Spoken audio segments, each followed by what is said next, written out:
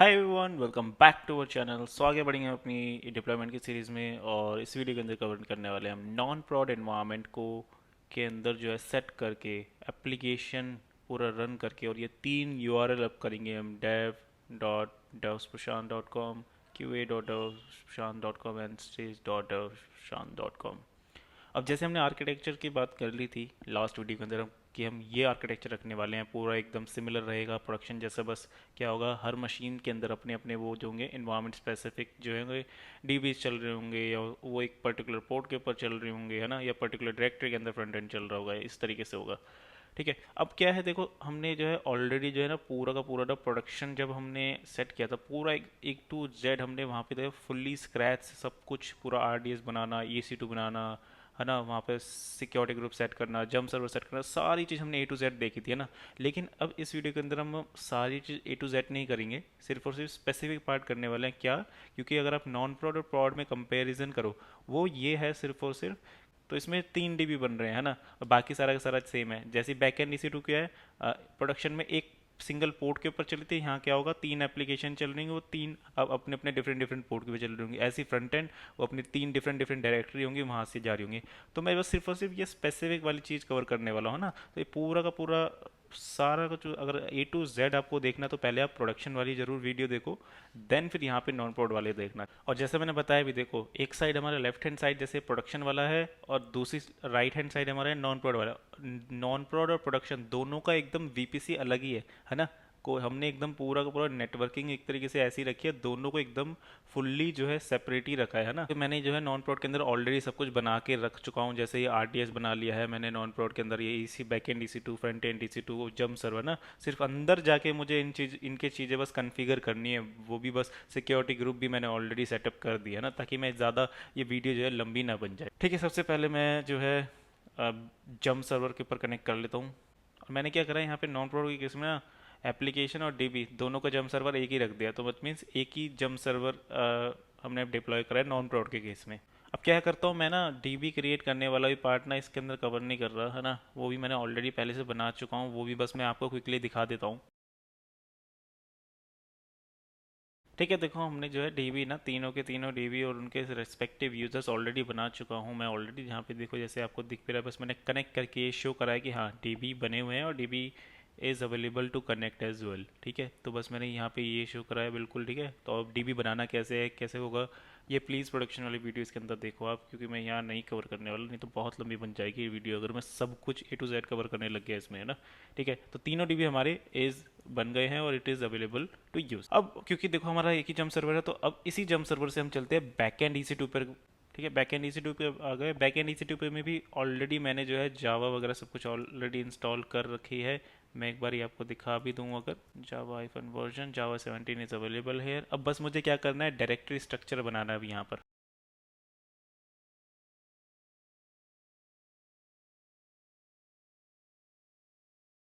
ठीक है, देखो हमने बैक एंड EC2 के ऊपर जो है तीन डायरेक्टरी बना ली है, क्योंकि हमें तीन इन्वायरमेंट करने हैं, और अपने अपनी डायरेक्टरी के अंदर जो है इनकी अपनी अपनी जार सेटअप करेंगे। और मैंने जो है यहाँ पे देखो इसका ओनर भी जो है सेट कर दिया है, स्पेस वाली डायरेक्टरी का, हमारा Ubuntu यूज़र। तो हम आ चुके हैं अपने अब ये इस प्रोजेक्ट के अंदर, हमारे बैकएंड वाले प्रोजेक्ट के अंदर। बैकएंड वाले प्रोजेक्ट में मुझे बस बिल्ड करके, अगर आपके पास ऑलरेडी बिल्ड जा रहा है तो बस कॉपी करना है। मैं क्या कर रहा हूँ, एक बार दोबारा से बिल्ड कर लेता हूँ। अब हमने, आपको याद हो, थोड़ा प्रोफाइल बेस्ड रखा था पहले, लेकिन अब ना प्रोफाइल बेस्ड के अंदर क्यों क्या है, अब हमें ना शायद ये, क्योंकि प्रोफाइल बेस्ड के अंदर मेनली जो था DB सेट करते थे और फिर उसको बिल्ड करते थे। अब हम क्या है इसमें, क्योंकि प्रोफाइल इट डजेंट मैटर, क्योंकि क्या हो गया, DB इन्फो जो है वो हम जो है डायरेक्टली जो है रन टाइम पे जो स्क्रिप्ट रन करते हैं स्टार्ट करने के लिए, वहीं पर ही DB सेट करते हैं। और यहाँ इस वीडियो के अंदर भी जो है, क्योंकि नॉन प्रोड एनवायरनमेंट के लिए भी हम जो है वहीं पर DBs जो हैं वहीं पर ही रन टाइम पे ही सेट करेंगे। तो अब मैं तो बस क्या है कि डेव, भले मैं डेव प्रोफाइल से चला दूँ, टेस्ट प्रोफाइल से चला दूँ, किसी प्रोफाइल से भी चला के बिल्ड कर दूँ, वो सेम जार जो है मेरी वर्क करेगी। क्यों? क्योंकि DB इन्फो जो है वो डायरेक्टली जो है रन टाइम पे, क्योंकि वो इन्वायरमेंट वेरिएबल के अंदर सेट हो रही है, तो वो वाली DB इन्फो पिक होंगी, रादर देन कि जो बिल्ड टाइम पे होती है। क्योंकि इसके अंदर क्या होता है, स्प्रिंग बूट के अंदर यही होता है कि अगर DB इन्फो अगर इन्वायरमेंट वेरिएबल के अंदर भी सेट है और ये बिल्ड टाइम पर भी सेट हुई हैं, तो इन्वायरमेंट वेरिएबल पे जो सेट की गई है ना रन टाइम पे, वो उसकी प्रेफरेंस ज़्यादा होती है, वो पिक होती हैं। ठीक है, हमारी बिल्ड हो चुकी है और जार जो है हमारी जो आ गई है यहाँ पे डायरेक्टरी के अंदर, टारगेट डायरेक्टरी के अंदर। इसको मुझे कॉपी करके लेके जाना है बैक एंड EC2 के ऊपर, और यही एक सिंगल जार को जो है मैं तीनों फोल्डर के अंदर लगाऊंगा, लेकिन जो है तीनों फोल्डर के अंदर जो DBs जो है वहाँ पे से वो मैं अलग अलग रखूँगा, वो मैं दिखाऊंगा अभी कैसे अलग अलग रखेंगे हम। ठीक है, तो इसको जार को ट्रांसफ़र कर रहे हैं हम जो है जम सर्वर के ऊपर। और अब जो है जम सर्वर के ऊपर कनेक्ट कर लेते हैं, क्योंकि जार हमारी ट्रांसफ़र हो चुकी है। ये आ चुके हैं हम जम सर्वर के। अब इस जम सर्वर पे जो जार रखी है हमारी, इसको मुझे ले जाना है बैक एंड EC2 के ऊपर, और बैक एंड EC2 में अलग अलग फोल्डर है, वहाँ पे कॉपी कर देनी है इस जार को। और इसका जो है रीनेम कर देते हैं ऐप डॉट जार, इसी फाइल का यहीं पर ही कर देते हैं। और इस अब ऐप डॉट जार को जो है बैक एंड EC2 पे कर देते हैं कॉप ट्रांसफ़र। ये हो चुके हैं ट्रांसफ़र, और अब बैक एंड पे हो चुके हैं हम कनेक्ट।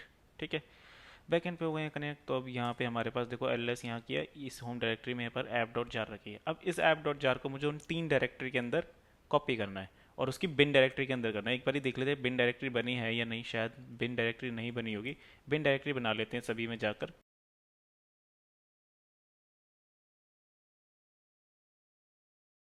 ठीक है, हमने बिन डायरेक्टरी जो है तीनों के अंदर बना ली है। और अब ज़रा जो है इस ऐप डॉट जार को जो है तीनों की बिन डायरेक्टरी के अंदर कॉपी कर लेते हैं।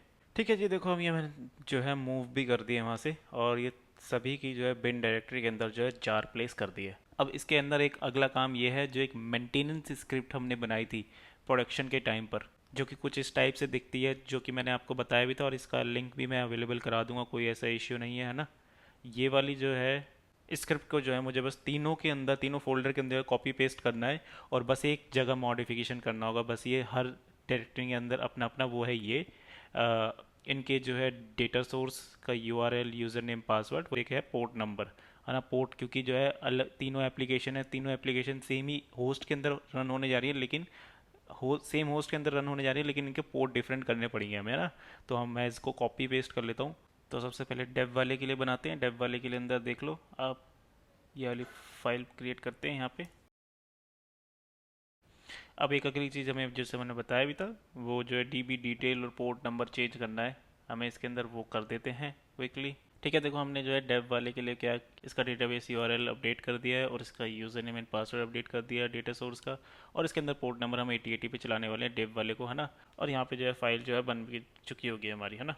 अब जो है इसको रन कर लेते हैं, साथ के साथ रन भी कर लेते हैं, है ना। बैश maintenance.sh अब ये बताएगा, ठीक है, यहाँ पे इसकी यूसेज बताएगा कैसे कैसे करनी है। अब क्योंकि देखो फर्स्ट टाइम कर रहे हैं ना, फर्स्ट टाइम करने जा रहे हैं, तो स्टार्ट करेंगे ना, स्टार्ट करने में थोड़ी बहुत ना मतलब प्रॉब्लम तो नहीं, वो कहेगा पहले क्रिएट कॉन्फ़िग करो। देखो इसमें कह रहा है ना, जैसे कि यू इन्वायरमेंट फाइल कोई बनी नहीं है, you can create a template with this maintenance.sh create config, इस तरीके से करना है। तो मैं इसको यही चला देता हूँ। इससे क्या होगा, डेटाबेस पूरा ये इसका इन्वायरमेंट वेरिएबल के अंदर सेट वगैरह कर देगा अच्छे से। ठीक है, कॉन्फ़िग फाइल वगैरह हो गई है, इसने इस डायरेक्टरी के अंदर जो इन्वायरमेंट कर दिए हैं। अगर आपको इसमें वो भी कह रहा है कि please edit this file with your actual configuration, अगर कुछ आपको अपडेट करना है, ऐड वगैरह करना है, तो आप इसके अंदर इस वाली फाइल के अंदर अपडेट कर सकते हो चीज़ें, है ना। इन्वायरमेंट वेरिएबल इसके अंदर सेट हो गए हैं। अब जो है हम स्टार्ट कर सकते हैं, स्टार्ट करते हैं। स्टार्ट कर दिया है, देखो इसने PID बना भी दिए। और इसके साथ ही साथ हम जरा लॉग भी देख लेते हैं इसके अंदर क्या होगा। देखो यहाँ पे ये आ गए लॉग्स, आ जाएंगे लॉग्स वाले फोल्डर को, इसको जरा टेल करके देख लेते हैं। देखो यहाँ पे लास्ट 5, जैसे Tomcat started on port 8080, and last में क्या आ गया, स्टार्टेड ब्लॉग एप्लीकेशन। ठीक है, तो which means it is working fine. और सिमिलर चीज़ हम मैम जो है क्या करते हैं, अदर टू इन्वायरमेंट के लिए भी कर देते हैं। बस ये क्या चीज़ें होंगी, ये जो है डिफरेंट डिफरेंट डायरेक्टरीज के अंदर होंगी। अगर मैं डेव से निकलूँ और QA के अंदर जाता हूँ मैं, और QA के अंदर अब वही maintenance.sh फाइल बनाते हैं। ठीक है, इसके अंदर भी जो है देखो हमने QA वाले इन्वायरमेंट के अंदर भी जो है वही डेटा सोर्स URL चेंज किया है, और इसका यूज़र नेम, पासवर्ड और पोर्ट नंबर। देखो ये भी बड़ी इंपॉर्टेंट चीज़ है, पोर्ट नंबर हमने डेब वाले में 8080 लिया था, यहाँ पे 8081 लिया है। ये चीज़ बिल्कुल अच्छे से ध्यान रखना, ये चीज़ डिफ़र होनी चाहिए आपकी बिल्कुल, है ना। एंड इसको कर लेते हैं सेव। सेव कर लिया है, अब इसको भी जो है रन वगैरह कर लेते हैं ठीक से। यहाँ पे स्टार्ट कर लिया है अगेन, यहाँ पे टेल करके देख लेते हैं। ये भी जो है देखो it is working fine, Tomcat started on 8081 and blog application is started, and same चीज़ जो है रिपीट कर देते हैं। स्टेज इन्वायरमेंट के लिए भी। एंड सेम चीज़ ही मैंने जो है अपना यूआरएल चेंज किया, यूज़र नेम चेंज किया, पासवर्ड चेंज किया स्टेज यूज़र स्टेज इन्वायरमेंट के लिए। और इसके अंदर पोर्ट हमने यूज़ कर रहे हैं 8082। ठीक है, स्टेज वाले की भी जो है एक बारी लॉग देख लेते हैं। ठीक है, देखो यहाँ पे भी ये लास्ट में आ गया, यहाँ पे टॉम कैट स्टार्टेड और ये हो गया पोर्ट 8082 के ऊपर। ठीक है, तो हमारी तीनों इन्वायरमेंट जो है रन हो गए हैं सेम ही EC2 के अंदर। देखो एक चीज़ आप शायद हो सकता है फेस करो, अगर आपने EC2 थोड़ा सा अगर लो साइज़ वाला लिया हुआ है 1 GB 1 CPU 1 वगैरह का ना, तो हो सकता है इसको ना स्टार्ट करने में आपको प्रॉब्लम आए। क्यों? क्योंकि एक ही EC2 के अंदर 3 प्रोसेसेस चलेंगे, जो कि थोड़ा सा, क्योंकि CPU है ना, ये समझ रहे हो, CPU मेमोरी थोड़ा सा ज़्यादा लेंगे। तो माइट भी पॉसिबल कि अगर आप एकदम ही लो वाला आपने EC2 लिया है तो बहुत पॉसिबिलिटी है कि आपको ये एप्लीकेशन स्टार्ट करने में प्रॉब्लम्स आए। तो ये चीज़ मेक श्योर करना थोड़ा सा heavy instance, heavy mean in the sense कि एटलीस्ट 2 CPU 4 GB मेमोरी इतना तक ले लेना ना, है ना। मुझे भी थोड़ा सा प्रॉब्लम आई थी अभी, तो मैंने क्या करा, रिप्लेस कर दिया उसको और दोबारा से उसके अंदर थोड़ा एक बड़ा वाला इंस्टेंस ले लिया जिसके अंदर थोड़ी सी 2 CPU 4 मेमोरी थी।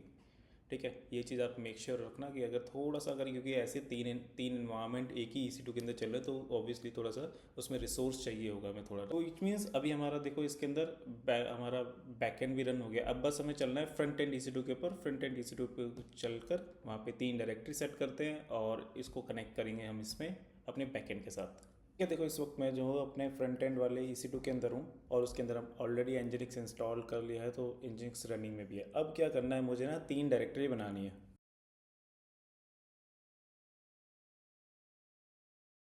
ये 3 हमने डायरेक्टरी बना दी है। अब इन 3 डायरेक्टरी के अंदर ना हमें जो है अपनी वो जो रिएक्ट जेएस की जो फाइनल बिल्ड डायरेक्टरी होगी ना, फाइनल बिल्ड डायरेक्टरी के अंदर जो भी वो सारी की सारी आर्टिफैक्ट्स बन के आ जाते हैं, वो हमें इन तीनों डायरेक्टरी के अंदर प्लेस करने हैं। और वो अभी क्या है, हमारा वो जो एक तरीके से मानो रिएक्ट की जो बिल्ड डायरेक्टरी अभी मेरा हमारे लोकल पे है, तो लोकल से उसको ट्रांसफ़र करते हैं। ठीक है,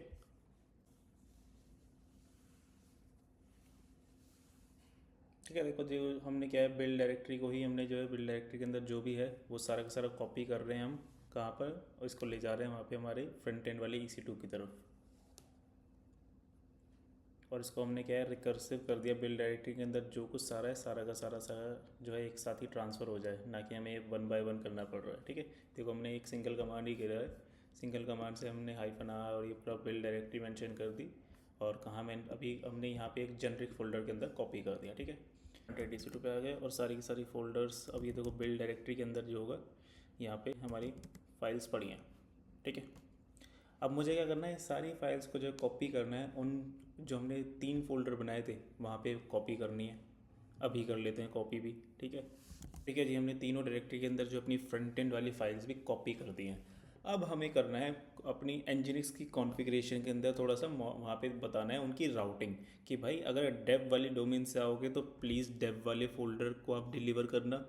और अगर कोई QA वाली डोमेन से आ रहा है तो आप प्लीज़ उसको QA वाले फ़ोल्डर का सब कुछ डिलीवर करना। और कोई स्टेज वाले से डोमेन से आ रहा है तो स्टेज वाला डिलीवर करना। ठीक है, अब डिफ़ॉल्ट हमें इसके अंदर मॉडिफिकेशन करना है। अब वो क्या मॉडिफिकेशन है, देखो ऑलरेडी ना बना भी चुके हैं सब कुछ, ये मैंने प्रोडक्शन वाली वीडियो के अंदर बताया भी था, है ना। तो इसके अंदर हमें बस ये जो है क्या करना है, ये कॉपी करना है और थोड़ा मॉडिफिकेशन करना है। मॉडिफिकेशन क्या होगा, इसके अंदर क्या है, इसमें एक सिंगल सर्वर के बारे में बताता है, सिर्फ एक डोमेन के बारे में, है ना। तो हमें क्या करना है, बस ये इसको कॉपी करना है, इसको 3 बार कॉपी, इस सेम ही फाइल के अंदर 3 बार लगाना है। ठीक है, और इसके अंदर चेंजेस क्या क्या होंगे, इसमें फर्स्ट वाला सर्वर हो, इसमें आपका डेव वाला डोमेन आ जाएगा। सेकंड वाले सर्वर के अंदर QA वाला डोमेन आ जाएगा। थर्ड वाले सर्वर के अंदर स्टेज वाला डोमेन आ जाएगा। और रेस्पेक्टिव जैसे डोमेन होंगे उनके अंदर आप अपनी इनकी डायरेक्टरी चेंज कर दोगे कि भाई कौन सी डिलीवर डायरेक्टरी होगी, तो वो डायरेक्टरी यहाँ पे चेंज करोगे। ठीक है, और जैसे आप जब डायरेक्टरी चेंज करोगे, फिर यहाँ पे आपका API की राउटिंग वाला भी यहाँ पे चेंज होगा कि भाई आपका अच्छा डेव वाला है, डेव वाले किसी ने कनेक्ट करा है तो आपका डेव वाला जो है डेव वाले बैकएंड से भी कनेक्ट करना चाहिए। तो आप यहाँ पे पोर्ट नंबर चेंज करोगे। IP, क्योंकि हमारे केस में क्या है, तीनों के लिए तीनों केस में एक ही IP है, तो हम यहाँ पे IP जो है तीनों की सेम ही रहेगी। ठीक है, बस यहाँ पे पोर्ट नंबर चेंज होता रहेगा। देखो कुछ इस टाइप से रहेगी हमारी फाइनल वाली। देखो पहला सर्वर ब्लॉक आया, पहले सर्वर ब्लॉक में क्या चेंज होगा, देखो पहले सर्वर ब्लॉक में आप पहले तो यहाँ डोमेन डालोगे अपनी फाइनल कि भाई कोई अगर ये वाली डोमेन एंटर करेगा तो उसके केस में क्या होगा, ये वाली डोमेन किसी ने एंटर की तो क्या हुआ कि ये वाले फोल्डर के अंदर जो फाइल्स होंगी ना वो डिलीवर होंगी, ठीक है। और अगर आपके इस पे आपकी रिएक्ट ऐप के अंदर वही ऑब्वियसली आपका बैकएंड है, तो बैकएंड के अंदर आपका यहाँ पे जो उसका एंड पॉइंट जाएगा, हमारे केस में आईपी फिक्स रहेगी तीनों के केस में, लेकिन पोर्ट नंबर चेंज होता रहेगा। यहाँ पे जैसे कि डेव के केस में 8080 पोर्ट पर चल रही है हमारा बैकएंड। अब आएंगे नीचे, वो है क्यूए वाला, ठीक है। देखो ये सेकंड वाला सर्वर जिसके अंदर क्यूए क्यूए अगर कोई ये एंटर करता है तो उसके केस में क्या होगा भाई, ये वाले फोल्डर के अंदर जो कंटेंट रखा है जो भी HTML वाला सारा का सारा कंटेंट रखा है वो सारा डिलीवर होगा। And again similar to the dev, जैसे हमने वहाँ पे एंड पॉइंट डाला था, यहाँ पे आप क्यूए वाला एंड पॉइंट डालोगे बस। अब देखो इसके अंदर डिफरेंस क्या है, यहाँ पे पोर्ट नंबर डिफरेंट है क्योंकि हमारा बैकएंड जो है डिफरेंट पोर्ट पे रन हो रहा है वहाँ पे, है ना। और ऐसे ही होगा तीसरा स्टेज के लिए भी बिल्कुल वैसे ही सिमिलर, कोई इसको डालेगा तो भाई कौन सा आपका फोल्डर के अंदर कौन सा कंटेंट डिलीवर होना चाहिए वो यहाँ पे है रखा हुआ है, वो वाला डिलीवर होगा। और सिमिलरली एपीआई बैकएंड एपीआई भाई कौन सा एंड पॉइंट होगा वो होगा पोर्ट 8082 वाला, है ना। और हमारा होस्ट नेम तो क्योंकि तीनों के केस में ही बैकएंड का सेम है तो सेम ही रहेगा। अब बस क्या करना है, इसको कॉपी करना है मुझे और इसको पेस्ट कर देना है वहाँ पर। और ये बिल्कुल ये मैं जो चीज़ें हैं ना, ये सारी की सारी कौन फाइल है, ये सब मैं पूरा आपको अवेलेबल करा दूंगा, गिटहब पे यूआरएल दे दूंगा, यहाँ से आप रेफ़र भी कर लेना, ठीक है। तो मैंने तीनों वाले सर्वर जो पूरा एज इट इज़ कॉपी कर दिया, पूरा वही जैसा मैंने आपको दिखाया था। स्टेज का यहाँ नीचे दिख रहा है, फिर यहाँ पे क्यूए वाला पार्ट होगा ये रहा, ठीक है। और देन से टॉप पे यहाँ पे दिखेगा हमें डेव वाला, ठीक है। इसको कर देते हैं सेव, ठीक है। अब क्या करते हैं, इसमें डीमन रीलोड कर देते हैं, क्योंकि जब भी अगर ऐसी कॉन्फ़िगरेशन फाइल में चेंज होता है ना, डीमन रीलोड और ये nginx रीस्टार्ट जरूर करना होता है, जिससे कि क्या होगा लेटेस्ट वाला कॉन्फ़िगरेशन वो पिक करेगा आपका वेब सर्वर। nginx में हमारा सेटअप हो गया। अब एक लास्ट थिंग वो है हमारी डोमेन की मैपिंग करनी है ना। जो हमने डोमेन डाली है ना तीन, dev dot Q A dot है ना स्टेज डॉट, तो ये ऑब्वियसली भाई ये आप, क्योंकि ये चीज़ आप जब ही कर सकते हो जब आप डोमेन को ओन करते हो। तो अब डोमेन जहाँ आप ओन करते हो ना, वहाँ पे आपको क्या है अपने फ्रंट एंड की अपनी जितनी भी तीन डोमेन बनाई है ना अपने, उनकी मैपिंग करनी है आपको। क्योंकि देखो ये सब डोमेन करी है हमने, मेन डोमेन तो हमारी डेवऑप्स विद प्रशांत है ना, डेवऑप्स विद प्रशांत, और हमने सब डोमेन करी है डेव क्यूए स्टेज, है ना। तो अपने सब डोमेन करी ना, तो इसकी मैपिंग करनी पड़ेगी, ठीक है। मैं अपने प्रोवाइडर पे आ चुका हूँ जिसने जहाँ से मैंने डोमेन परचेज़ किया है। आपने जहाँ से भी करी आप वहाँ पे जाइए, उनके पोर्टल पे जाइए। जैसे मैं होस्टिंगर पे हूँ इनके, मैंने होस्टिंगर पे चला गया और मेरी जहाँ पे डोमेन है उस डोमेन के नेम सर्वर वाली सेक्शन पे आ गया, ठीक है। नेम सर्वर वाला सेक्शन ये रहा। अब यहाँ पे क्या होगा, मुझे जो है डीएनएस रिकॉर्ड अपडेट करने होंगे। देखो अब डीएनएस रिकॉर्ड में क्या एंट्री करनी है, वो करनी है ए टाइप की एंट्री करनी है। देखो ए टाइप का, देखो हमारा ना ऑलरेडी एक प्रोडक्शन चल रहा है, तो ए टाइप में देखो ये बाय डिफ़ॉल्ट रह रहा है @ लेकिन अब इसके अंदर जो हम ये सब डोमेन करेंगे ना, इसमें @ नहीं लगाएंगे, उसके अंदर सब डोमेन का नाम लगाएंगे ना, तो वो सब डोमेन बन जाती है। यहाँ पे करते हैं में क्या करेंगे, यहाँ पे कहाँ डेव कर देंगे, है ना। और इसमें .2 में आ जाएगा हमारा आईपी जो हमने कॉपी करी है उस फ्रंट एंड EC2 की, ठीक है। इसमें ऐड रिकॉर्ड करेंगे, बिल्कुल कह रहा है, ठीक है। एग्जिस्टिंग ए रिकॉर्ड ये चल रहा है आपका, ए रिकॉर्ड है ना। और आप न्यू एक ए रिकॉर्ड कर रहे हो जिसका नेम डेव है, तो ये हमारी सब डोमेन बन जाएगी। अब मैं इसको कर देता हूँ कन्फर्म, ठीक है। देखो यहाँ पे ये आ भी गया। अब ऐसे ही कर देते हैं क्यूए के लिए, and same with the stage, ठीक है। हमारे देखो तीनों नॉन प्रोड वाले जो हैं डोमेन ऐड हो गए हैं, तीनों हमारे सब डोमेन बनाई है हमने, डेव स्टेज क्यूए। एंड हमारा एक लास्ट वाला जो है प्रोडक्शन वाला तो चल ही रहा है ना, प्रोडक्शन वाले में @ आ रखा है, ये बाय डिफ़ॉल्ट होता है। अब हमें क्या करना है, हमारा काम हो चुका है डन। अब हमें बस क्या है, सब डोमेन को एक्सेस करके देखना है। देखो ये हम डालेंगे, ठीक है। हम एक्सेस करके देखेंगे dev.devopsprashant.com, ठीक है। और ये याद रखना क्योंकि अभी हमने कुछ SSL सर्टिफिकेट इसके अंदर सेटअप नहीं किया है नॉन प्रोड के लिए, तो ये आप HTTP से ही करोगे, HTTPS से ट्राई करोगे तो उससे आपको एरर वगैरह आएंगे, या फिर 404 या वो नॉट रीचेबल आएगा, ठीक है। इसे हमने क्लिक किया, देखो ये बिल्कुल dev.devopsprashant.com से आ भी गया। और ये देखो साइड वाला जो है हमारा प्रोडक्शन वाला चल रहा है, प्रोडक्शन वाले के अंदर देखो 4 रिकॉर्ड दिख भी रहे हैं। अब ज़रा डेव वाले में देखें, डेव वाले में कुछ आएगा, क्यों कुछ नहीं आएगा इसमें ना, ये चल क्योंकि इसके अंदर भी 0 रिकॉर्ड है। चलो इसके अंदर एक ऐड करके देखते हैं, ठीक। इसको कर दिया हमने पब्लिश, ठीक है, डेव वाले के अंदर ये है। अब क्या करते हैं, क्यूए वाले को ओपन करते हैं और यहाँ पे क्यूए वाला भी ओपन हो गया। अब इसके अंदर इसमें क्लिक करते हैं ब्लॉक्स पे, क्योंकि इसके अंदर ज़ीरो आएंगे। क्यों? क्योंकि इसके अंदर कोई भी क्यूए वाले के अंदर हमने नहीं किया है कुछ भी अभी तक रिकॉर्ड, है ना। तो देखो अभी तक हम अभी तक हम चल रहे हैं, जितना अभी तक हम देख रहे हैं, एप्लीकेशन बिल्कुल वैसे ही बिहेव करे जैसे करना चाहिए ना। क्योंकि देखो इसके अंदर कुछ ऐसा कॉलिजन नहीं हो रहा कि भाई क्यू पे कनेक्ट कर रहे हैं लेकिन वो डेव वाला डेटा लगा जा रहा है, ऐसा कुछ नहीं हो रहा। क्यों?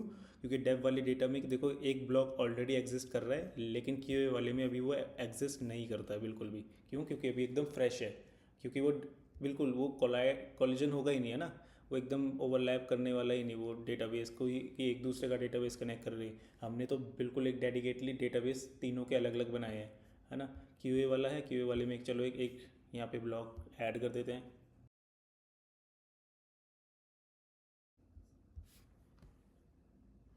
ठीक है, क्यूए वाले में आ गया ये। और ये डेव वाले में इसको मैं रिफ़्रेश भी करता रहूँ कि भाई क्या कुछ डेटा आपस में ट्रांसफ़र हो रहा है क्या बीच में। नहीं, बिल्कुल भी नहीं हो रहा, और बिल्कुल यही होना भी चाहिए ना। दोनों इन्वामेंट अलग है तो इन्वामेंट अलग ही रहना चाहिए, ठीक है। ऐसे क्यूए आ गया, और ऐसे ही अभी एक बारी चेक करा देता हूँ मैं स्टेज के लिए भी।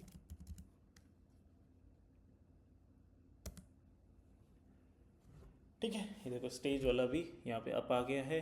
स्टेज वाले में जाते हैं और स्टेज वाले में क्रिएट करते हैं ब्लॉग।